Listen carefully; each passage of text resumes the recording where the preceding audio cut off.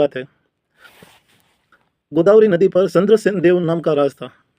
उनके पंडित थे जगन्नाथ शास्त्री, प्रकांड विद्वान था।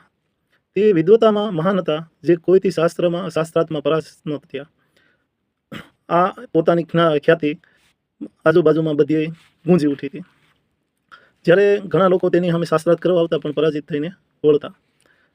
આ ખ્યાતિ મુગલ સલ્તનતમાં પહોંચી. ત્યારે મુગલ કોઈ બ્રાહ્મણ અને એ અપરાજિત, ત્યારે મુગલ સલ્તનતમાંથી એ લોકોએ 46 મૌલવીને ભેજ્યા અને એમ કીધું કે આ જગન્નાથ શાસ્ત્રીની જે શિખા આવે એ કાઢીને મને મારા કદમોમાં હોવી જોઈએ, એને શાસ્ત્રાર્થમાં હારવો. ત્યારે 46 લોકોની જે મૌલવીની ટીમ હતી એ ગોદાવરી નદીએ આવી અને જગન્નાથ શાસ્ત્રીને શાસ્ત્રાર્થમાં સુનોતી આપી અને કીધું કે જો તમે હારી જાઓ તો તમારી શિખા અમને આપવાની. આ વાત તો એને કબૂલ કરી નાખી જગન્નાથ શાસ્ત્રીએ, પણ એને સામે એક શરત રાખી, જો તમે હારી જાઓ તમારી 40 જણાની દાઢી અમને ઉતારી નાખવાની. એ લોકો કે અમે 40 જણા છે, અમે થોડા હારવી એવું સમજીને એ લોકોએ શરતમાં ઓકે કર્યું. ત્યારે જગન્નાથ સામે 40 જણાના જે મૌલવી હતા એ શાસ્ત્રાર્થમાં પરાજિત થઈ ગયા એટલે એને પોતાની દાઢી ઉતારી અને એ મુગલ સલ્તનતમાં પાછા વહી ગયા શાહજહાં પાસે વહી ગયા. એટલે પછી શાહજહાએ 4-5 દિવસમાં ચંદ્રદેવને એક પ્રતિનિધિ મંડળ મોકલ્યું, તમે આને જગન્નાથ શાસ્ત્રીને આની ભેગા મોકલી દો ને એ વિનંતી કરી. પછી જગન્નાથ શાસ્ત્રી દિલ્હીમાં વહી ગયા એટલે દિલ્હીમાં વહી ગયા પછી એનું નામ આપ્યું પંડિત રાજ, જે શાહજહાએ નામ આપ્યું. પછી શાહજહાંમાં ઘણી વિદ્વતાના પ્રખાણ સંસ્કૃતમાં શ્લોક ને એ બધું રચના કરી શાહજહાં ઘણા ખુશ થઈ ગયા. જ્યારે દારાસિકો આનો શિષ્ય બની ગયો પંડિત રાજનો. પછી એકવાર આ પંડિત રાજ છે સરસ મજાની એક કવિતા રચીને જ્યારે દરબારમાં સંભળાવી ત્યારે એ શાહજહાં એટલા ખુશ થઈ ગયા કે માગ તું માગી આપો. ત્યારે એમ કીધું કે તમે માગી આપી શકશો એમ. એટલે શાહજહાં કે હું કઈ વસ્તુ ન આપી, કે હું ભારતનો સુલતાન છું, બધી આપીશ. ત્યારે કીધું કે મને તમારી દીકરી લવંગી આપો. ત્યારે લવંગી એને પછી આપી દીધી શાહજહાં, એને લગ્ન કરાવ્યા. આમ થતાં પછી શાહજહાં, તમને ખબર છે કે શાહજહાંનો ઔરંગઝેબે એને કેદ કર્યા અને આવું બધું કર્યું.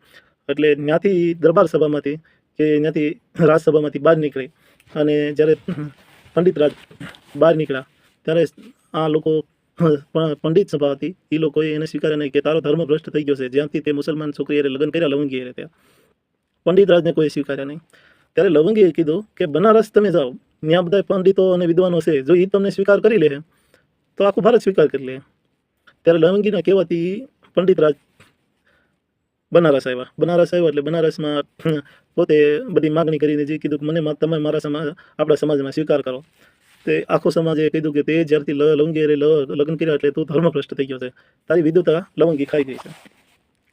ત્યારે આજુબાજુમાં જેટલા હતા વિદ્વાનો એને બધાએ કીધું પણ કોઈએ સ્વીકાર કર્યો નહીં. આ પંડિત રાજને મનોમન પોતાને સમાજે સ્વીકાર ન કરી ખાવા માંડે.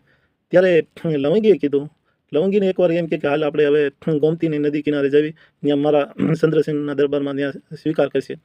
ત્યારે લવંગી એમ કહેશે કે આપણે કાશીમાં કેમ નહીં, ગંગાને તમે પોકારો એ તમને સ્વીકારશે. જો એકવાર ગંગા સ્વીકારશે તો પછી બધા સ્વીકારશે. જ્યારે આ વાત એને બહુ પસંદ આવી પંડિત રાજને, અને પંડિત રાજે કાશીમાં જઈ અને પરસી બાટી કે ગંગાનું 51 પગથિયા નીચે પાણી છે, મારા એક શ્લોકથી એ પગથિયે પાણી આવશે, તમે જે મારા વિદ્વતાનું પારખું લ્યો છો, જે લવંગી એમ કહો છો ખાઈ ગઈ છે, એ કાલ તમે બધા જોવા આવજો. એણે 52 શ્લોકની રચના કરી જે ગંગલહેરી કહેવાય છે. અને એ ગંગલહેરી એક શ્લોકથી એક ગંગાનું પગથિયું પાણી આવશે. જ્યારે 51 શ્લોક પૂરા થયા ત્યારે એના અંગૂઠે પાણી આવી ગયું, જે પંડિત રાજના, ને બાજુમાં એને લવંગી હતી. ત્યારે 51 શ્લોક બોલાઈ ગયો. ત્યારે જેને અંગૂઠે પાણી આવ્યું તેને સામું જોયું લવંગીને, તેને હામી ભરી. તે 52મો શ્લોક બોલ્યા. તે 52 પગથિયાએ પાણી પોગી અને મા ગંગાએ એને સ્વીકાર કરી લીધો, એના ગોદમાં લઈ લીધા લવંગી અને પંડિત રાજને.